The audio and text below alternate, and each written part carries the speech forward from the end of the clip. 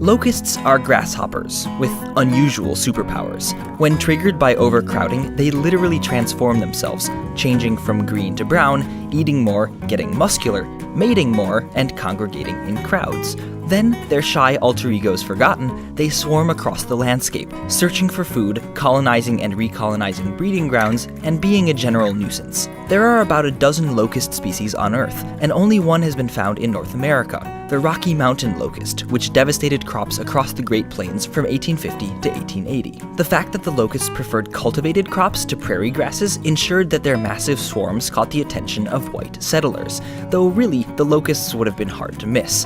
One observer in Nebraska in 1875 watched a mile-high stream of locusts pass overhead for 5 days straight. Together with telegraphed reports from neighboring towns, he estimated the swarm to be 110 miles wide and 1,800 miles long, roughly twice the size of Colorado. During the biggest outbreaks, locusts consumed all crops in their path, as well as, reportedly, fence posts, leather, and the wool off of sheep.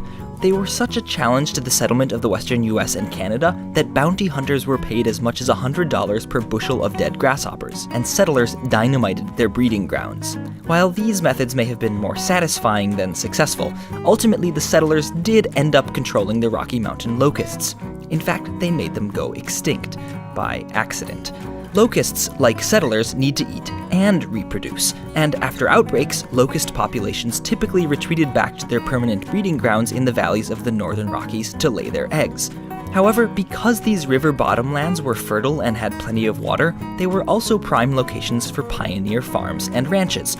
It turns out that plows, livestock, and irrigation excel at destroying locust eggs and crucial locust nymph habitat. By the 1890s, swarming white settlers had covered so much western river bottomland that the locusts weren't able to attain the numbers or density needed to transform into their buff alter egos, and they never swarmed again. The disappearance of these super bugs less than 30 years after they nearly ate agriculture off the Great Plains is most likely the only extinction of a pest species in the history of agriculture, because it turns out agriculture was their kryptonite.